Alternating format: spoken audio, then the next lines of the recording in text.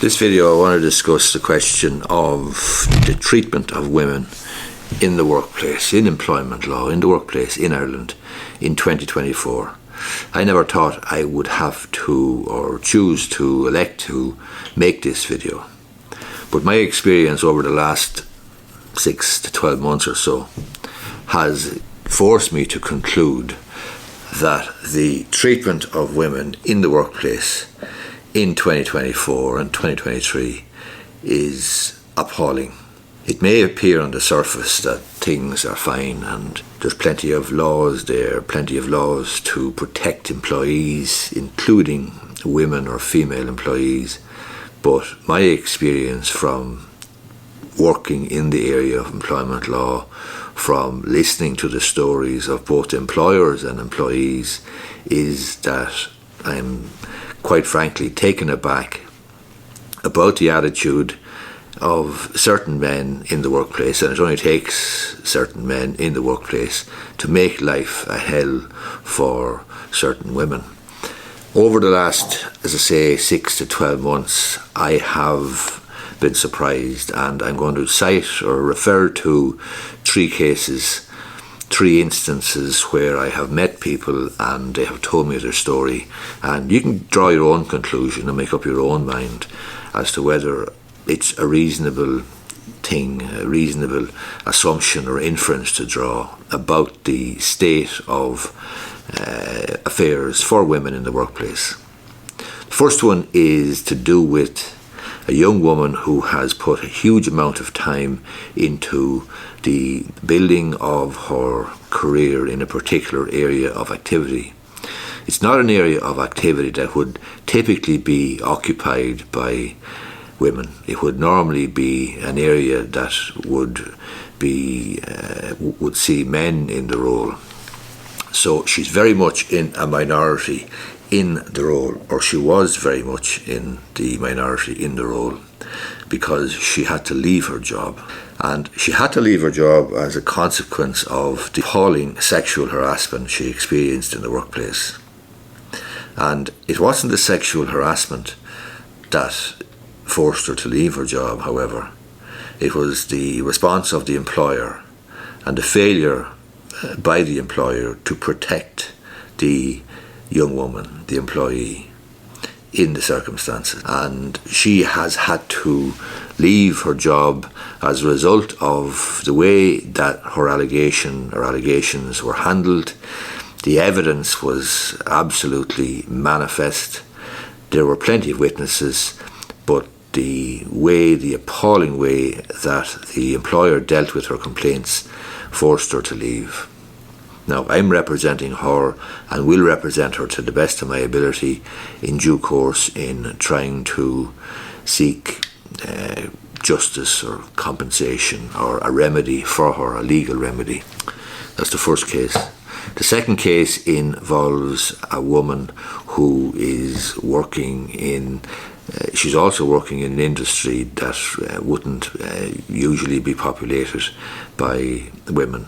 And she is not only a very small lady, very, very small, which may give rise to the bullying that that she has described to me, but she's also a non-Irish national, which doesn't help. And she also has very bad English, which probably doesn't help either, insofar as she has become a real target in the workplace for bullying behaviour.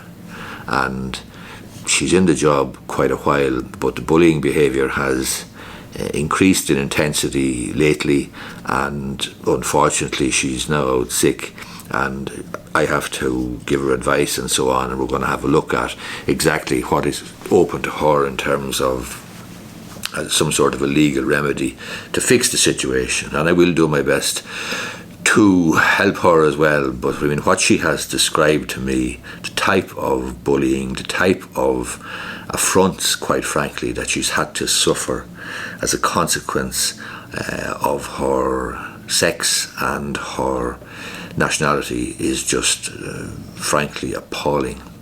Now, it is possible that if she was a man and she was a non-Irish national, she may face the same difficulties of bullying, etc., in the workplace too. So it may not be exclusively down to the fact that she's a woman, but she is a woman and she's experiencing appalling bullying in the workplace, and the fact that she's small and not as physically strong as her bullies makes the thing even more difficult for her. And if she was a big, strong lump of a non-Irish national, maybe the bullying wouldn't be quite as bad. But bottom line is, she is experiencing an appalling situation in the workplace.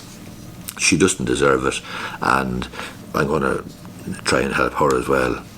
Finally, the boat is on the other shoe in relation to the third situation, because the third situation is one where the person who came to me for advice about the workplace situation, the workplace problem, was actually the person who was accused of doing the wrong.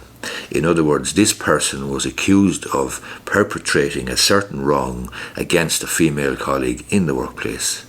And that person came to me for advice about the situation because they found the investigation and the subsequent disciplinary action and so forth in the workplace stressful and difficult to deal with. So this person is actually the culprit, quite frankly. And there was a very, very easy, straightforward remedy for this person, this man, to fix the situation. All he had to do, quite frankly, was apologise for what he had said and done in the workplace to his female colleague. However, rather than doing that, has lawyered up, as it were, come to me for legal advice about the stress and anxiety that he's suffering as a consequence of the workplace investigation. So this, obviously I'm not representing the victim in this situation. I'm representing somebody, or advising somebody rather, because there'll be no representation required, quite frankly, in this case. But I am advising this person who has refused to do the decent thing and apologise for what was completely inappropriate in the workplace, and who is lawyering up, quite frankly, to remedy the situation as they see it from their perspective, when all they have to do was basically grow up and treat the female colleague with a bit of dignity and apologise. So those three scenarios, those three situations, which for me have to yet fully play out, because I'm involved in, or will be involved in, two of them in representing the women, and have advised the man as well, and he may need further representation as well, or advice. I don't think he will, however, but in any case, these scenarios will play out over time. But to date, the circumstances that have been described to me and the experience that the women have suffered in the workplace is just appalling. And as I say, in 2024, I'm surprised, and it is absolutely that. It's easy enough for me to empathise with these women, because I have 3 daughters myself, and I have a wife too, but I have 3 daughters and I have 1 son. So I often, when a young woman is telling me about the situation she has experienced in the workplace, I listen to her and I'm thinking to myself, God, if that was my daughter, I'd go absolutely bananas. I'd go apeshit, quite frankly, if that was my kid and my girl. And as I say, I have 3 of them. So anyway, it's a shame, it's a shocking situation that I have to, or feel the need to make this video in 2024, but I do. And people can get up on their high horse about it, and men can recoil and rebound into, or recoil into a scenario or situation of defence and defending themselves and think this is about the sex wars, etc., etc. I don't know what it's about. All I know is that the treatment of these young women in the workplace in 2024, 2023 is absolutely crap, and they shouldn't have to put up with it. I thought we'd moved on. Hope you liked the video. If you do, I'd appreciate if you left the thumbs up down, or hit the thumbs up button down below, and subscribe to my YouTube channel. And if you're listening to this on my podcast, the Irish Law and Small Business Podcast, I'd appreciate if you left a review. Thanks a lot.